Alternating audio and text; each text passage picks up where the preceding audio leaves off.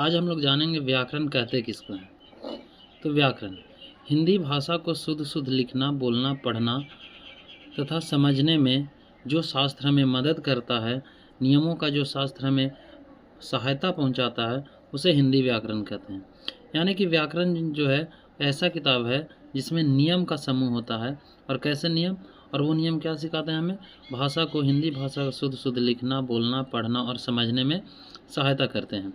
अब आता है कि व्याकरण के क्या कुछ हिस्से हैं। तो हाँ, व्याकरण को 3 भागों में बांटा गया है। यानी कि व्याकरण के 3 अंग भी कह सकते हैं या फिर उसके 3 भाग भी कह सकते हैं, ये दोनों कह सकते हैं।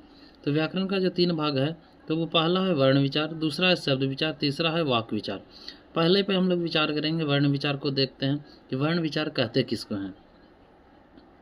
तो वर्ण विचार यानी कि जो वर्ण है वो सब लोग जानते हैं, अगर नहीं भी जानते तो जान लीजिए कि वर्ण जो है भाषा की सबसे छोटी इकाई है। और इसके अंतर्गत हम लोग वर्णों के ही बारे में पढ़ते हैं। वर्णों की ध्वनि क्या है, वर्णों का चिन्ह कैसे है, चिन्ह यानी कि वर्णों को कैसे लिखा जाता है उसके बारे में, वर्णों के अलग अलग भेदों के बारे में, उनके उच्चारण स्थानों के बारे में इसके अंतर्गत अध्ययन करते हैं। अब आगे जो है वो है शब्द विचार।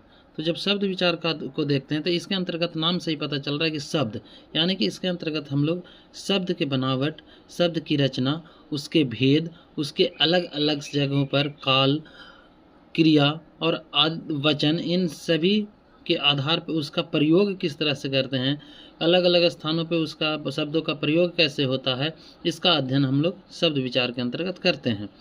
वाक्य विचार की जब बात आती है तो वाक्य विचार यानी कि वाक्यों की संरचना, वाक्यों की बनावट, वाक्यों के अंग, वाक्यों के भेद, वाक्यों के प्रकार, वाक्य कहाँ किस तरह के वाक्य इस्तेमाल होंगे, काल के हिसाब से वाक्य किस तरह से परिवर्तित होते हैं, एक वाक्य एक काल से दूसरे काल में वाक्य को कैसे बदलते हैं, इन सारी चीज़ों का अध्ययन हम वाक्य विचार के अंतर्गत करते हैं।